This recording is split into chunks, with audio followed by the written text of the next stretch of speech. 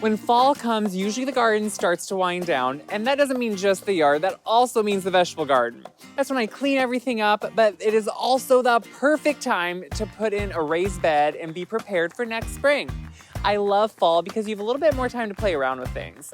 This summer, I put 3 of my 4 quadrants of my vegetable garden into raised beds. And I've been kind of waiting to do that 4th one because I already had stuff planted. So fall is here and it is time to pull everything out. I have some peppers growing in there now. I'm gonna pick what's left of them and then I'm gonna get started making a raised bed. Raised beds really are the best way to garden, especially if you're new to gardening, but for anyone. There are a lot of good reasons, but some of my favorites are they really help with weed control. They make it a little bit easier to work with because the roots have a lot more room to grow in the sense that the dirt you put in and the compost is going to be airier and easier for them to work through. So if you have bad soil, raised beds are the way to go. And I'm going to admit, because I always kind of make too much work for myself, my beds are a little bit too big. Most people probably wouldn't want ones this long. So on the site, I'm going to make a file that shows you a standard raised bed, the tools you're gonna need, and the materials you're gonna need. So it's really simple to put together. Before I get started making this bed, I gotta get all those peppers out of there. So let's go clean up that bed and then get ready to go.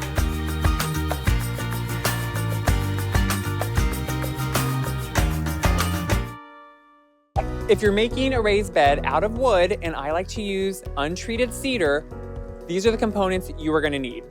4x4 cedar posts, 2x6 cedar planks, and wood screws.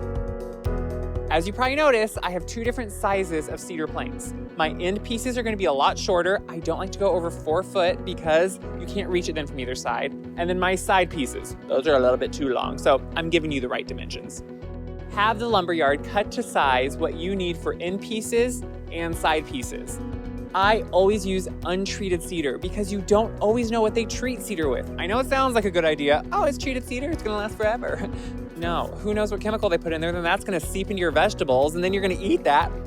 I don't wanna do that. Cedar lasts a long time anyway. It's naturally great. So don't mess with it. Untreated cedar.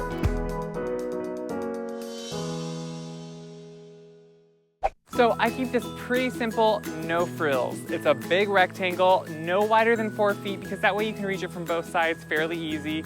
And I only make it a full height of about 12 inches out of the ground, which is 2 2x6s high.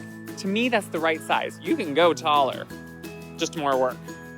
So to start, I kind of make it upside down, then I flip it over after I dig all my footing holes, and I just put it right on top of the bare bed. From having my garden here, I just have a little bit of leftover cardboard and mulch. That is gonna compost down and be completely fine. Disclaimer, I don't necessarily know what I'm doing. Am I a professional? No. Do I do woodworking? Nope. So I do things how they work for me. I make this upside down and then flip it over. And don't worry, the standard sizing I give you is gonna make that a lot easier. Let's get started. I don't use a level or a square to make sure these lines are right. I use my eye and my hand to make sure everything is plumb because that's really all that matters here. We're only going 12 inches high. We're not building a house. We are building a raised bed, and that is going to be good enough and perfect. I'm using a 10x4 Torx screw because it has a really good length, so it's really going to hold them together well. And yes, I use plenty of screws because I want this thing to stay together for years. I use 2 2x6s to make a full 12 inches on top of the soil. You can really go whatever height you want. Obviously the cost keeps going up the higher you go, and it's a little bit more work, but it's also easier because you don't have to bend over as far. This is good enough for me.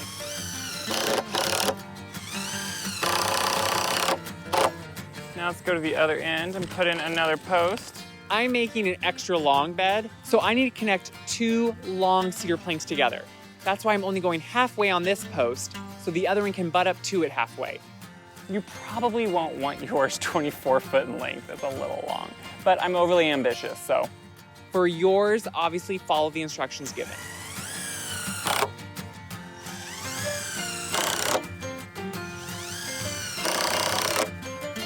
And that is 1/4 of the raised bed done, for me anyway. Do the upside down, get it? All right, now we're just gonna make a mirror image so we can get half of the bed put together. So notice before I had the pole laying with the long side towards me. This time it is away from me because I'm making a mirror image. Then we can put those two pieces together. Now we'll do the halfway pull again like we did before.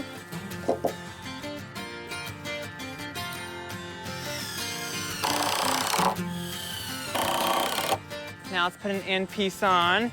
It'll start taking shape. You'll see the vision. It works really well to have a flat surface to do this on.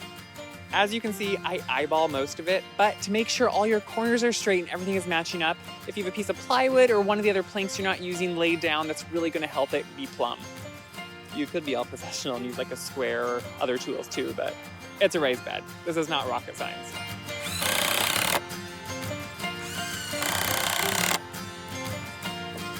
Stack them up.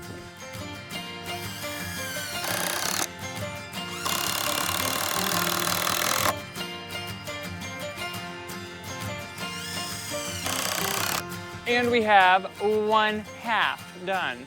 See, it is easy. You can do this in a couple hours, especially if you're not making it this big. As usual, I overdo. Make it normal. Since I'm making mine so long, I need to have a brace in the middle because it's just gonna bow out otherwise with all that dirt and weight. So again, I overdo it. I need a brace. Don't worry about it. The instructions you're given are perfect. So I'm gonna put one that is cut to size. Just gonna knock that down in to make it snug and then drill it tight.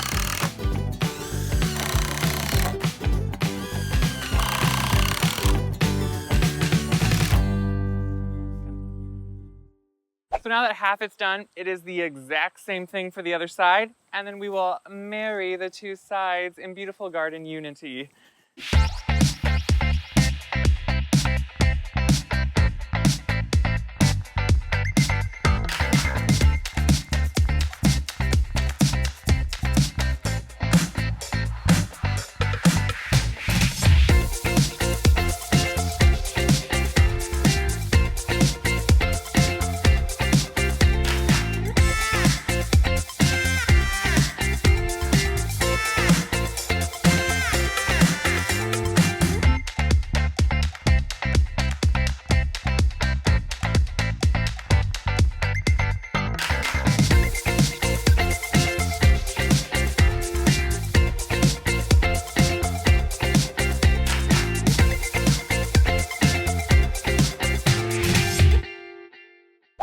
Okay, that's the raised bed put together. Now all I need to do is dig all these holes for these footing posts. And first I'm just gonna lay the bed here, make sure it's where I want it with all my other beds to know where to dig the holes.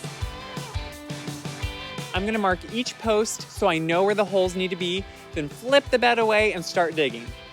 If you know me at all, you know I do not throw sod away. It's beautiful grass. So I'm gonna save as much as I can, dig it out, save it, use it where I need around the yard, because it's beautiful grass, people.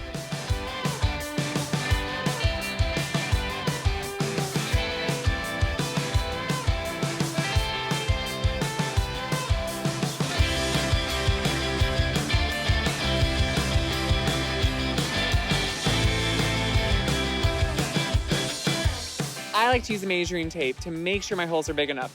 Still, somehow they usually aren't, and I end up having to take the thing back out, re-dig. Don't be like me. Be smart and know what you're doing. Measure twice, dig once. I'm shimmying this up to the holes, and then I'm gonna drop it right in. As you can see, if it was shorter, it'd probably be easier, so make yours normal.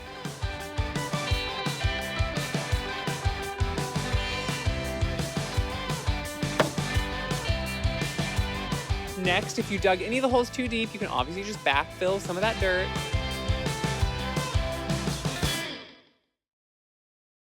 Now you just want to fill the bed. I'm going to fill it with a mixture of topsoil, compost, and perlite. These three things work really well together. If you don't have a compost pile like I do, pick up all of your leaves and throw them in the bed. Over the winter, they are going to compost down and create perfect nutrients that you need. Or check with your local garden center or even your town dump. Sometimes they have great compost piles there. Smooth it out, rake it with your hands, but obviously the winter weather is gonna smooth it out and break it down too. So you don't have to be too worried here. Next, add your perlite. If it's windy, it's just gonna go everywhere. It's like snow, but it really does help add great drainage and aeration. All topsoil would be a little too heavy for your roots. All compost might be a little too rich. But the perlite is going to help the topsoil break apart, give really great drainage, and the compost is going to be great nutrients for your soil. Mix those together and it is going to be perfect. I'm also adding some earthworm castings. You don't have to, but it's great nutrients. Rake that in, add more compost, topsoil, keep raking it in the mixture. And yes, it will get full this year, but over the winter, this is gonna compost down, so you'll probably need to add more compost next year, but that's great because everything is working together then. And with that, the work for today is done. I have one more little thing I have to do, and then this is gonna be ready to go and can be put to sleep for the winter.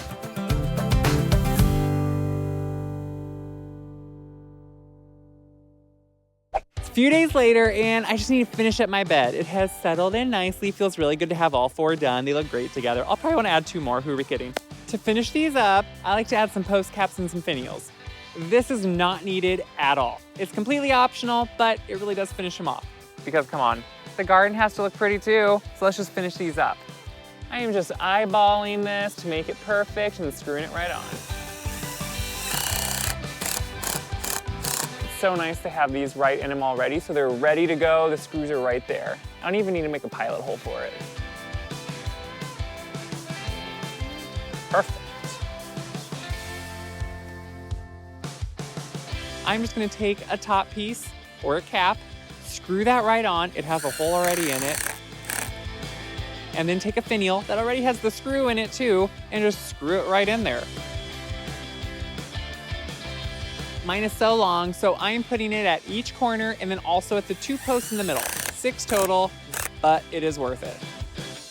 Seriously, it's easy, and look how it looks when it is done. Why wouldn't you do it? It just looks good. I love it.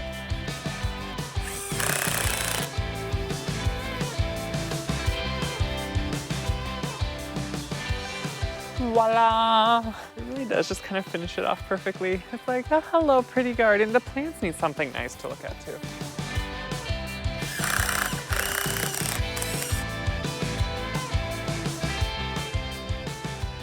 Done. One of the things I love about cedar is it ages and patinas over time. So it'll get kind of a gray tone to it and really look great as the years go on. And it's weather resistant, so it's the perfect thing for things like this. And I'm sure you're noticing that my compost isn't completely broken down yet, but that's why I like to put it on in the fall. It is going to continue to break down over the winter. Now the raised bed is done. It is ready for next spring, which means I'm ready for next spring. I can be ready to plant and everything is going to be great. And I cannot wait to hear how the raised beds that you are going to be making are.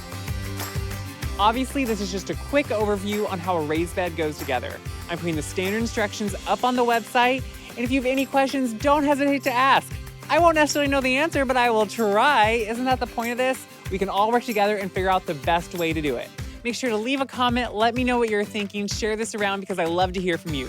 Subscribe below to become a member of the Gray Boxwood channel. And as always, happy planting. Well, next spring that is. See you next time.